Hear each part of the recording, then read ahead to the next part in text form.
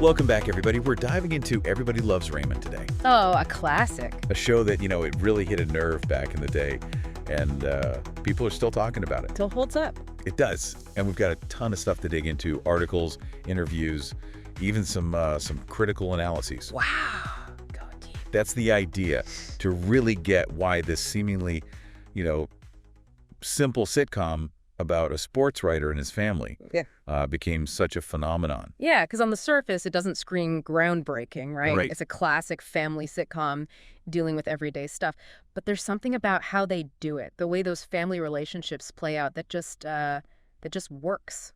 Okay, so let's rewind the clock. 1996, fake .com boom, Macarena on repeat. The 90s. And people wanting, comfort TV. Yeah. And here comes Raymond, a show that feels like it could be, happening next door. Right, and that familiarity, that's huge. It's based on Ray Romano's own family. Oh, really? You can feel that authenticity in the writing, It's not just sitcom situations, it's those little details, those reactions that ring true. That makes sense. Like that episode with Marie making Ray's sauce for his daughter's birthday. Uh-huh. Hilarious, but also so many of us have those well-meaning but overbearing relatives. Oh, totally. And that's the thing, right? The show manages to be funny, but also kind of touching sometimes. You're laughing at Marie, but you also see Ray's frustration, Debra trying to, handle it all. Although some critics say Debra is always complaining, nagging Ray. Is that fair, or is she just, trying to hold her own in a relationship where Ray's not always pulling his weight? That's a good point. I think it's tricky. Debra is definitely the responsible one, picking up the slack. But the show also kind of pokes fun at her getting fixated on things. Not always flattering, but it feels real, Yeah, definitely. And that's what makes it so relatable. It's not about perfect families with easy solutions, right? It's about the messiness, the frustrations, the love-hate. That's just real family stuff. And that's where Raymond kind of breaks away from, those classic 80s sitcoms, like Cosby Show, Family Ties. They presented this, idealized version of family. Raymond went for the chaos, the quirks, those little jabs at Sunday dinner. And speaking of jabs, gotta mention the parents. Living across the street, always popping in. Oh, yeah. Comedy gold. But also, it taps into something a lot of us deal with. Adult children and their parents, those blurred lines. Totally. You want independence, but you're still tied to your family physically and emotionally. Exactly. And the show gets that tension. With humor, with heart, and it's both funny and kind of poignant. It's that mix that people connected with. It wasn't just the laughs, it was the characters, the way they, despite everything, loved each other. The title, Everybody Loves Raymond, it wasn't just a catchy phrase. It came from Ray Romano's real family. No way. Apparently, they were always, expressing affection, especially his mom. Which, as we see on the show, can be a bit much. Yeah. Right. Makes you wonder if all those I love yous were genuine, or maybe a way to exert a little control.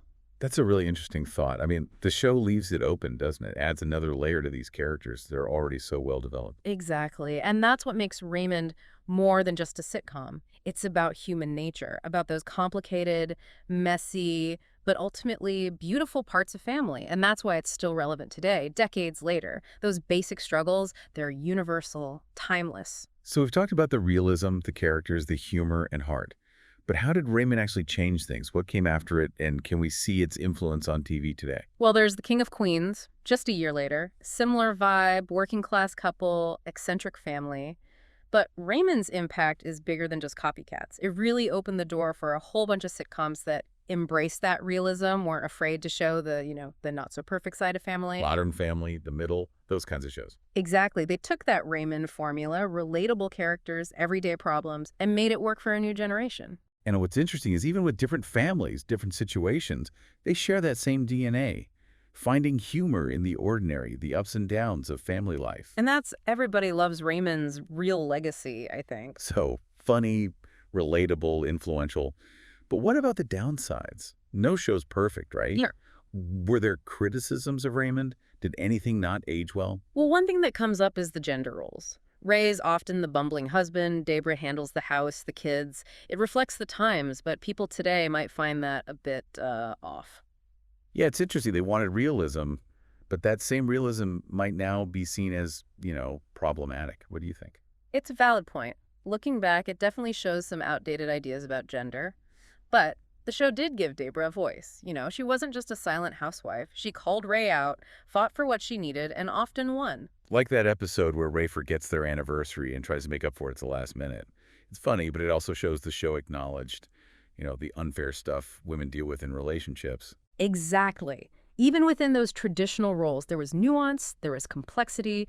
Debra wasn't a victim. She was strong, capable, and despite everything, she loved Ray. She chose to stay. And that's down to the writing, the actors, how they made those characters feel so real, so flawed. But still, you root for them. And that's the beauty of Everybody Loves Raymond, right? It's a show that gets family with all the complications, the contradictions. It makes you laugh, think, and ultimately, it just leaves you feeling a little warmer, a little more connected to your own crazy family. So we were just talking about those relationships. And you know what? I think that's why it still works today. Even though the show ended way back in 2005, that stuff with family, with marriage, it's timeless, right? Totally. It's like they bottled up those universal experiences, in-laws, sibling rivalry, the whole marriage dance. Right. And turned it into comedy gold. But it's more than just the situations themselves. It's how they do it, those little details. Oh, yeah. Like, remember that episode where Ray and Debra are fighting over the new mattress? Oh, classic. So silly. But it says so much about how even the smallest things can become a big deal in a marriage. Exactly. And that's what they did so well, finding the funny in the ordinary, those little annoyances we all deal with. But it's never mean, Right, right. You're laughing with them, not at them. It's the writing, the acting, the chemistry. You totally buy that they're a family, warts and all. Absolutely. Ray Romano and Patricia Heaton, the way they play off each other, just perfect. Those looks, those sighs. Oh, and speaking of looks, we got to talk about Doris Roberts as Marie. Oh, Marie. The queen of passive aggression. Those guilt trips, delivered with a smile. A force of nature. And Peter Boyle as Frank. Gruff, but with those surprising moments of tenderness. Oh, he was great. It's funny because those parents, they could have been just, caricatures, just there for the laughs. But the show made them real people with their own stuff going on. Exactly. They had depth, They weren't just sitcom stereotypes. And that's another reason why the show holds up so well. Those characters feel like real people. Complicated, quirky. Relatable. Yeah. And that's why we remember them. It's like looking at your own family, in a way. Maybe your mom isn't as involved as Marie, but there's that familiar feeling, that love that comes out in interesting ways. That's it. That's why Raymond still works. Across generations, those core themes, marriage, kids, family, it's timeless. And they didn't shy away from some tougher stuff, too. Remember when Robert and Amy break up and the whole family's dragged into it? Oh, yeah. It's funny, but there's real sadness there, too. Real heartbreak. For sure. And those moments when they let you see the characters hurting, it actually makes the humor work better. It's like life, right? Yeah. Ups and downs, joy, sadness, and those moments that are just, well, crazy. And Raymond captured all that better than most sitcoms, I think. And they always did it with heart. Even when the characters were messing up, driving each other nuts, you felt that love underneath it all, that family bond. Okay, so we've talked about the good stuff, Yeah. why people love it. But what about the weaknesses? Any parts that haven't aged well or that you find problematic? Well, like we said before, those gender roles can feel a bit outdated now. Right, right. Ray gets away with a lot. Debra's stuck doing most of the work. It was normal back then, but yeah, people watching it today might not love that. I get that. Right. And sometimes the humor could feel a bit repetitive.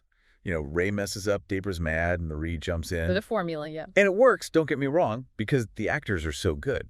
Yeah. But it can feel a bit predictable. I see what you mean. But even with those issues, I still think Everybody Loves Raymond is a great sitcom. Oh, definitely. It pushed the boundaries, it gave us characters that feel like family, and it reminded us that even with all the chaos, there's still love. And it made us laugh, which is, not easy. Speaking of laughing, did you know Ray Romano improvised a lot of his lines? He'd just throw in these little asides, these mumbles, and they'd end up being the funniest bits. Well, that's cool. I guess that's his genius, finding the humor in the unexpected. Like he was saying what we're all thinking, but never say out loud. And that made it so relatable. Yeah. We see ourselves in Ray, his struggles, his wins, those everyday crazy moments. And that's why people still connect with the show. So we've talked characters, humor, the good and the bad. What do you think is the legacy of Raymond? How did it change TV comedy? Well, like we touched on before, it really opened the door for all those sitcoms that went for realism, that weren't afraid to show the messy side of family, like Modern Family, The Middle, even Parks and Rec. They all owe something to Raymond. Yeah, for showing that you can find humor in the everyday and the ups and downs of, well, just life. And it's not just specific jokes or stories. It's the whole way they develop characters, showing all the different sides, the good and the bad. The Raymond characters weren't just like cardboard cutouts.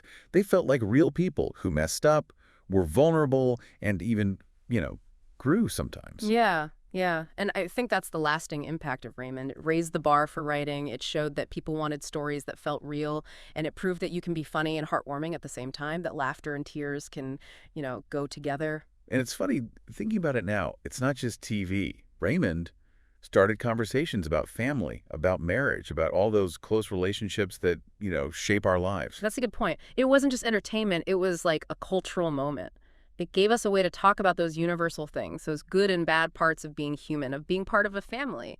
And I think that's pretty amazing. So we've really gone deep on Everybody Loves Raymond, the humor, the characters, how it changed things. But the big question is, does it still matter today? The world's moved on since the 90s, so why are people still watching, still talking about it? Is it just nostalgia, or is there something more? It's a good question because, yeah, on the surface, Raymond is very much a 90s show. The clothes, the tech, all that stuff. But what's amazing is those core themes, the family stuff, the marriage stuff, raising kids, it's all still relevant.